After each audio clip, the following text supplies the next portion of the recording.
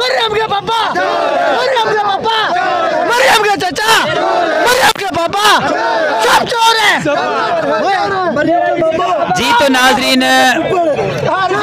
जी तो नाजरीन इस वक्त मैं डी चौक के मौजूद हूँ और यहाँ पे मुसलसल एक ही नारा लगाया जा रहा है कि मरियम का पापा और मरियम का चाचा चोर है। मेरे साथ कुछ यहाँ पे मौजूद हैं पीटीआई के वर्कर्स, आइए इनसे बात करते हैं। अस्सलाम वालेकुम। वालेकुम सलाम। क्या नाम है और कहाँ से हैं आप? फजील मलिक नाम है, मियाँ वाली से आया हूँ। मियाँ वाली से, इमरान खान के हलके से आए हैं। यहाँ पे आने का मकसद क्या है? आज़ादी, एक ही मकसद है, चोरों से आज़ादी। अपने लीडर की आवाज़ पे लब्बैक करने आए हैं बस।